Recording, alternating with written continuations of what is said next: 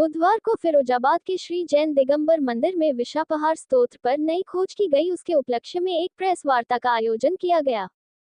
इस दौरान बालयोगी मुनि श्री 108 अमित सागर महाराज द्वारा बताया गया जीवन क्या है। बीज के अंदर स्वयं पेड़ छुपा हुआ है, इसी तरह से आत्मा के अंदर भी परमात्मा का ज्ञान छुपा हुआ है, अपितु सही समय पर उसको संवारा जाए, उसी को वासयोग कहते हैं। इस दौरान उन्होंने सिरिभुवलय पुस्तक पर भी चर्चा की। उन्होंने इस पुस्तक के बारे बात करते हुए कहा कि आज परिवारों का महत्व खत्म हो तरह से मिला है। ये तीसरा कॉपीराइट इनका है। इन्होंने श्री धर्म सूत्र संस्थान के माध्यम से एक तीसरी रिसर्च की है ये, और ध्वनि विज्ञान जो हमारे भक्ति काव्य में होता है उसका क्या प्रभाव शारीरिक, मानसिक और वाचनिक, आर्थिक स्थिति पर क्या होता है, इसका ये विज्ञान है। और इस पर उन्होंने एक शोध प्रबंध लिखा और भारत सरकार ने पूरा वेबसाइट वगैरह सब पर खोद करके देखा कि इसका कोई पुराना काम नहीं हुआ है, ये नया काम है। ये ध्वनि विज्ञान पर काम करने वाला ये रिसर्च है।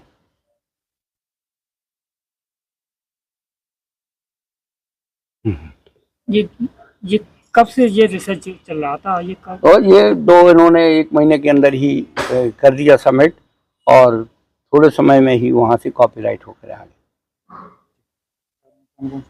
4-5 महीने में इन्होंने 3 कॉपीराइट करा ली। कब संपन्न हुआ और कब कॉपीराइट मिला?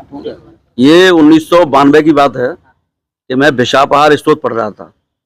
विशापहार स्तोत्र जो है वो 8वीं-9वीं शताब्दी में, आज से 1200 वर्ष पूर्व हमारे यहाँ एक महाकवि हुए धनंजय। वो केवल कवि ही नहीं थे, उनकी चर्या मुनियों जैसी थी। तो उन्होंने इस स्तोत्र को उस समय लिखा, वे तो बहुत बड़े भक्त थे, लेकिन उनके पुत्र को एक बार अचानक सांप ने काट लिया। तो उनकी पत्नी ने घर पे खबर भेजी कि तुम आओ। वे पहुंच नहीं पाए मंदिर, तो पत्नी नाराज होकर और उस पुत्र को वहीं पे मंदिर के सामने लेटा के चली गई। वे बाहर निकले, उन्होंने कहा अगर ऐसा हुआ तो धर्म की बहुत बड़ी अवहेलना हो जाएगी। तो उन्होंने भगवान की भक्ति में डूबकर और विशापहार स्तोत्र की रचना करी। जैसे जैसे इस स्तोत्र की रचना होती जा रही थी, वैसे वैसे उनके पुत्र का जो विष था वो उतरता जा रहा था। स्तोत्र की रचना पूर्ण हुई और उस बच्चे का विष बिल्कुल उतर गया।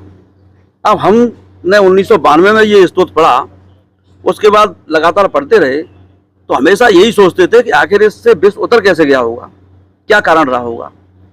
तब हमने इसका विज्ञान समझा तो पता चला कि उसमें कुछ ऐसे महाकवि धनंजय जी ने ऐसे शब्दों का प्रयोग किया कि उनसे निकलने वाली ऊर्जा की जो तरंगें थी, उन्होंने विष प्रभाव पे काम किया और उससे उस बच्चे की ध्वनि चिकित्सा हुई, जिसे आज वर्तमान में साउंड थेरेपी कहते हैं।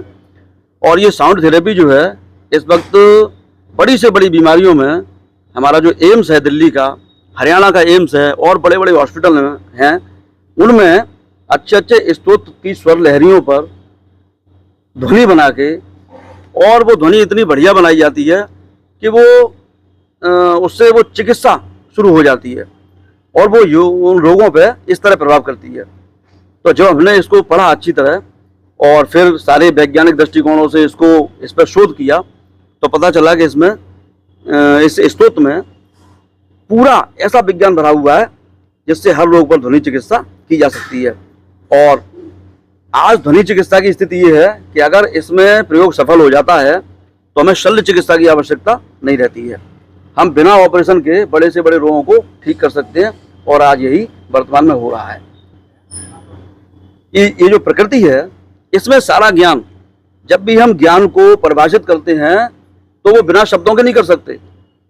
हम किसी भी ज्ञान को परिभाषित करने के लिए शब्दों का प्रयोग करते हैं, और उन शब्दों में ऐसी क्षमता होती है कि या तो उनसे आप भला कर लो या उनसे आप बुरा कर लो। एक शब्द में परमाणु के विस्फोट जितनी क्षमता होती है, विध्वंसक क्षमता।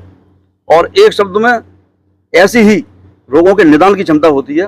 तो इसीलिए हमने इस पर ध्वनि चिकित्सा की जो सारा विज्ञान है उसको हमने इकट्ठा करके इस पर रिसर्च करी।